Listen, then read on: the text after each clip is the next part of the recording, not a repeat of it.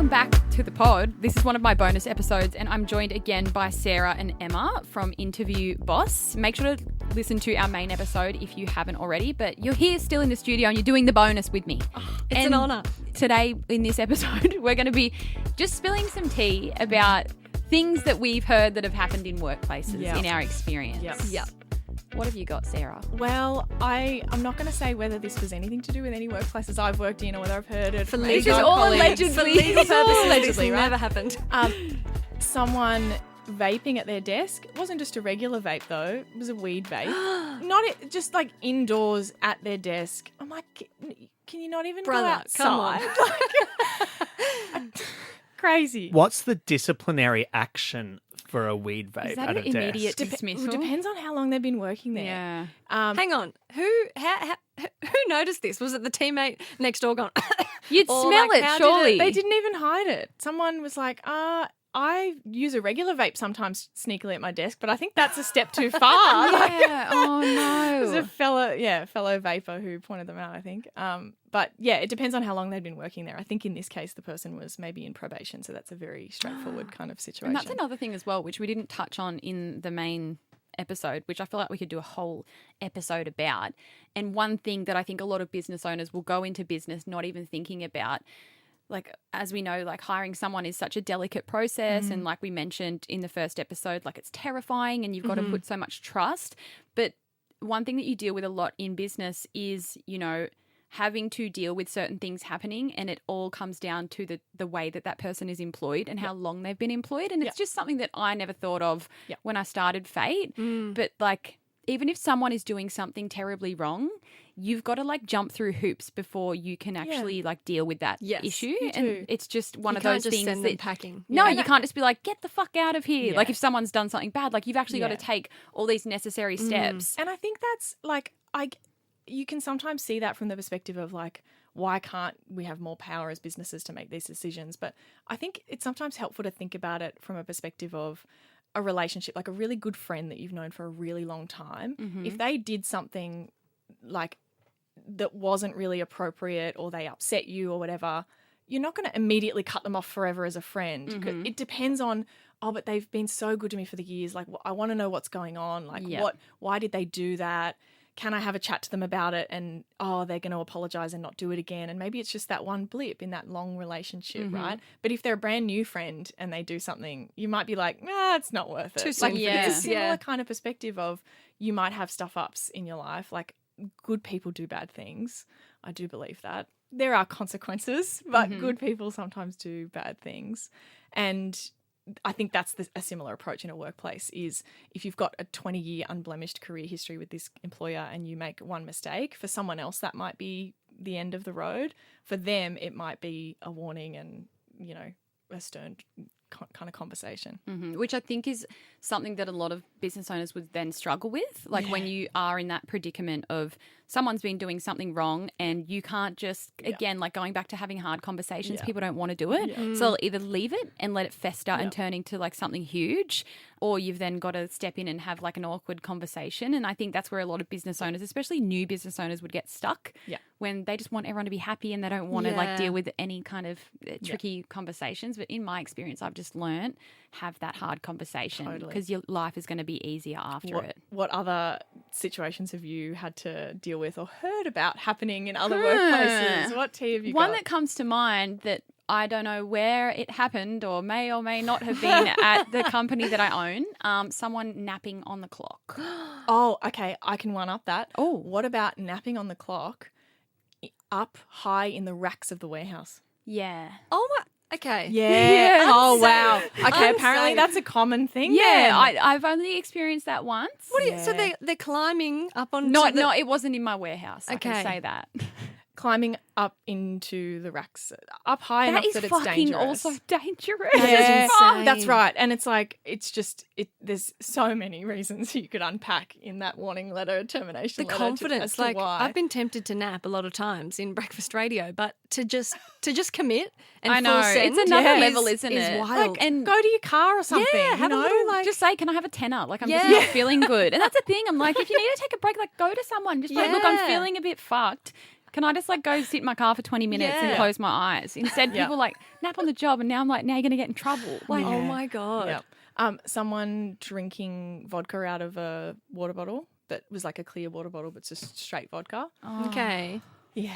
How did how did that? how come did that about? find out? How do you find out that? Oh, it's a bad one because it was actually a customer that went, "Hey, can I speak to someone? I think think that he's person's drunk." drunk." Oh. Yeah.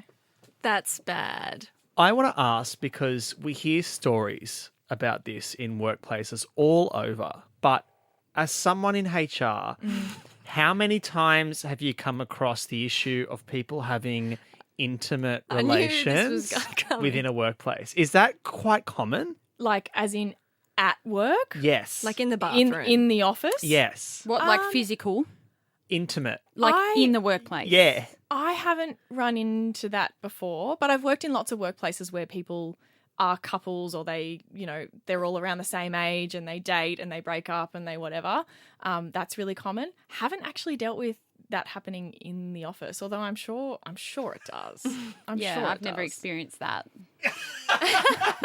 Like I can say, like we've never had anything like that happen at Fate. Like no one's ever done. Grateful. As far as I'm aware, like I don't know what people are getting up to at the back of the warehouse. No, There's no security tapes back there though. no. I've heard, now that I'm in corporate life, I hear stories a lot, not from this place, Yeah. but you hear stories Yeah. from other workplaces all the time saying, "Oh, these people are doing this in the meeting room on level 7." Yeah. and all." I believe it. And Yeah, me too. honestly, like provided that it's consensual and it's adults and, there's no kind of issues around like power and promotions and all that kind of stuff, I really don't want to know. I don't want to deal with Sarah's it. saying play on. She's I'm like, not I don't saying care. play on. I'm just like, don't get caught, is what I'm saying. Like, I don't want to deal with it. And often stuff comes to me and I'm like, God, I wish you'd just gotten away with this because I really don't want to have to deal with it. Like, 100%. couldn't you have done that better?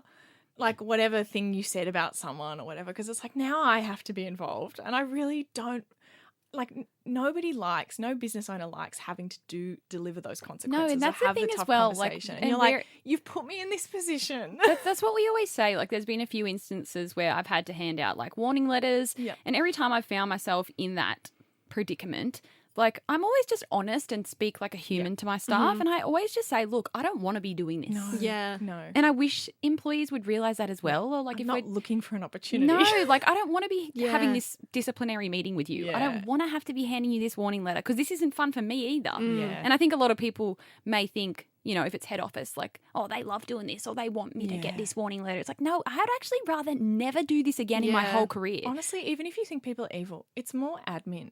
Like, Yeah. who likes admin? Even evil people don't like admin. Exactly Like, right. And I wish staff would just realise that. Like, we just want everyone to have fun, get along, Yeah. do your job, show up every day, do the work, go home. You don't have to be besties. Like, we don't expect that. And just, like, don't do anything wrong so we don't ever have to have, like, an awkward know. conversation. I don't Yeah. have to give you a warning letter. We don't have to dismiss you from your Yeah. role. Yeah. And there's so many things where you just could have said, hey, I'm dealing with this, instead of pretending you were here or lying that you came to that and saying, no, I was definitely there. And you're like, well, I can actually see that you weren't. Like, and then it's a whole story. You could have just said, oh, something happened. I'm so sorry. And it wouldn't have been It's an better issue. to just be honest. And the whole cover up becomes a whole story. And like, there's so many, I think that these are the fun ones to talk about, I guess, with like the crazy, outlandish kind of behavior. But the more crazy concerning is the fraud, the gift voucher here, this account here, fake address here, like that kind of Dodgy. stuff is just awful. I worked at a place when I was younger, like before I had a license. I was a teenager, and two people that I was working with that were a couple, like we were all really young, like they were a few years older than me. They were stealing money from the business that I was working at because we were using a cash register, and they Yeah. could charge. It was like an old school cash register, so they could charge things that.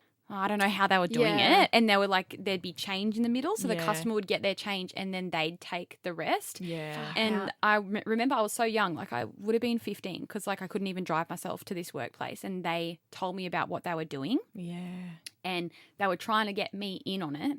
But I'm really bad with numbers and like maths. Well, you would have You were to like, do I mental couldn't if maths. I Yeah, tried. so I it was imagine- mental the way that they were doing it I because it imagine they're wasn't. putting it in the register something cheaper, but charging the customer the right amount and then Yeah. taking the difference. And so I'm not good with maths on a good day, let alone if I don't have a calculator. And they were having to do it on the spot at the register as they were putting the Yes. transaction through, and then they were pocketing the difference, and they were trying to encourage me to do it, but I was like, because I felt pressured to do it. I felt pressured to do it because they were like my two older co-workers, and I was like, I can't because I can't work out Yeah. the money. Like, Like, can you relate to, I used to almost have a stroke when I worked in hospital. I was a teenager too. When an old person would come in and you would have already put it in the till. And they go, "I'll and give then you they the-" whip out their 10 cents. I'll be and like, then- I'll give you the 10 cents. I'm like, wait, but now I'm frozen. You're I'm like, I don't know what to do. Here's $20, just take it. And then they're staring at you like, are you an idiot? And they're Oh, like, actually, I "Come got on, 50 love." cents here. And you're like, no, don't, please. Stop. Leave it in your wallet. That's me now. I'm like, if someone did that to me now, I'd be like, so what do I give you now? Like, you've just changed the whole ruined. equation. I'm like in my brain, E equals MC squared. How do I work this out? But yeah, that I'd happened. be at like, my- I'm going to have to start scanning everything again. I'm sorry. yeah, no, I can't. But yeah, that happened at the old workplace, and the owners ended up finding out because they like saw their sales transactions. Like, why is everyone buying Or their stock take would be wrong. Yeah. Yeah. And I think the police ended up getting involved, and those two people got fired, and I was just there like, I was almost an accomplice. Nobody interview me, please. yeah. You lied in an interview once and then like didn't but get it worked caught, out. but it was Yeah. it all kind of I worked don't out. recommend. Do as I say, not as I do. But when I was about 18, I applied for a traineeship in my hometown, like a business admin traineeship. Interview went really, really well. And then at the end, it was like in passing as we were leaving. It wasn't even a proper interview question. But she was like, oh, by the way, can you drive manual in cars? And I was like, yep, absolutely. Couldn't drive manual. Only had an automatic license. No one in my family ever had a manual. I still can't. And she's like, great. And so then I had 2 weeks to learn how to drive manual. And guess who can drive manual now? Slay. Me job too. And you started. know what? I had no choice but to learn in a manual, and I reckon it's a flex because Yeah. not many people can drive manuals these days. So Yep. it's a It's a flex. flex. And yeah. honestly, though, it's almost like the reverse of a flex because we grew up in the country, and I'm like, I'm a country girl who can't drive a manual. Like that's Yeah, That's it's shameful. It is shameful. But the It's worst not a thing flex; was- it's just expected. In the end, they were just asking because they had work cars that, like, I think I had to duck out to the post office like Right. once a day. So they were like, you instead of taking your own car, you can take a work one if you want. But I also could have just taken my own car. So there was no you didn't need to learn but manual. But, now you got that skill for Yeah, life. I got it for So life. there And the you go. cars that I had to drive were rusty, old, 100-year-old utes that would stall in town at the roundabout. So it was a bad idea, very trauma-inducing. I like it. Yeah, now I can drive manual. Well, this has been great again. I feel like we're going to have to get you both back in the studio a little later in the year because Listen to I like that questions. idea. Yeah. See what people want to hear. Yeah. Well, thanks for joining me on my bonus episode. And be sure to listen to the main if you haven't already, which would have come out earlier this week. They're coming out back to back, right, Xander? They are. Great. Thanks again, gals. Thank you so No much. worries.